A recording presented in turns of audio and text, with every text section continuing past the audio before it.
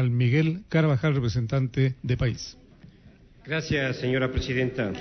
Un saludo a los colegas asambleístas.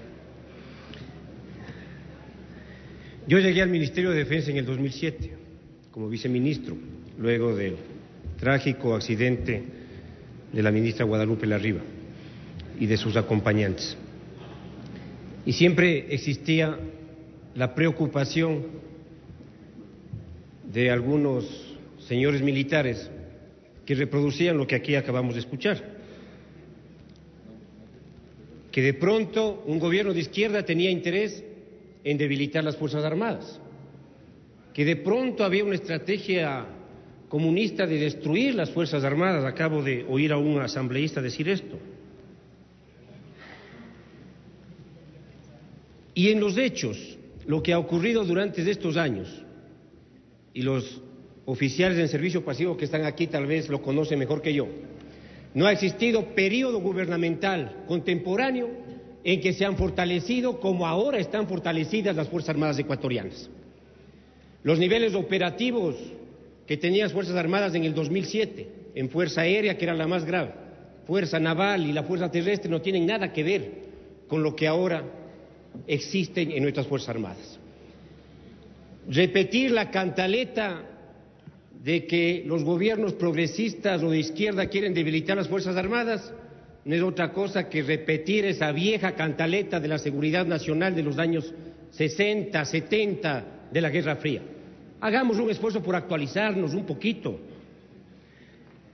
Decir que esta propuesta es porque se ha roto la relación del presidente con las Fuerzas Armadas es pernicioso, eso es peligroso, es repetir esos pasquines que intenta desestabilizar la relación del poder civil con el militar desde hace varios años. Plantear que se respete y se fortalezcan las Fuerzas Armadas como un objetivo de la política, obvio pues. ¿Qué otra cosa se ha estado haciendo durante todos estos años? Que se respete el profesionalismo, que no se politice, obvio. Si las Fuerzas Armadas de nuestro país ventajosamente son profesionales y tienen una gran estructura profesional y de formación personal. Este decreto y las reformas, las reformas propuestas, no tienen nada que ver con el fortalecimiento de la capacidad operativa, no tienen nada que ver con la ideologización, con la politización. Tienen que ver con dos temas que lo ha sido expresado por Fernando Bustamante, y sobre eso discutamos. ¿Tiene sentido o no tiene sentido en las estructuras modernas, contemporáneas, de organización del Estado, tener edecanes militares en las distintas funciones del Estado? ¿Tiene o no tiene sentido? Yo personalmente creo que no tiene sentido, a excepción del presidente de la República. Y esto no solamente es un tema operativo, de seguridad, esto es un tema de relaciones y representaciones simbólicas, pero también de coordinación operativa en momentos necesarios, críticos. Yo sugiero al presidente de la comisión que ese aspecto podríamos discutirle, que es el artículo 2 de la propuesta, en el sentido de que quede exclusivamente para el presidente de la República y de acuerdo a su voluntad, a su parecer. Dejémoslo abierto. Y el otro aspecto, el nombramiento de oficiales generales. Personalmente creo que ese es un tema que tampoco tiene que ver ni con el respeto, ni con la profesionalidad, ni con la institucionalidad de las Fuerzas Armadas.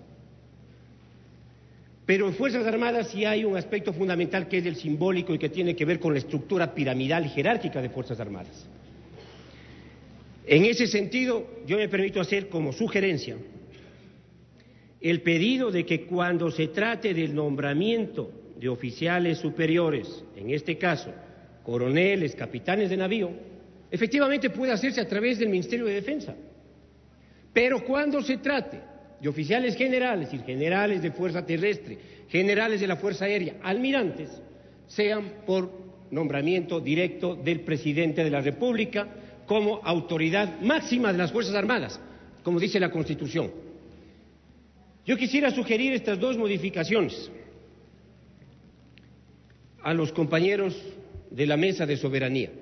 que no afectan el espíritu de la reforma planteada, pero que buscan una mayor relación también con la estructura de Fuerzas Armadas, con la relación que tienen Fuerzas Armadas con la autoridad máxima, que es el presidente o presidenta de la República, y que tiene relación también con la importancia de lo simbólico en una estructura como nuestras gloriosas Fuerzas Armadas. Gracias, señora presidenta.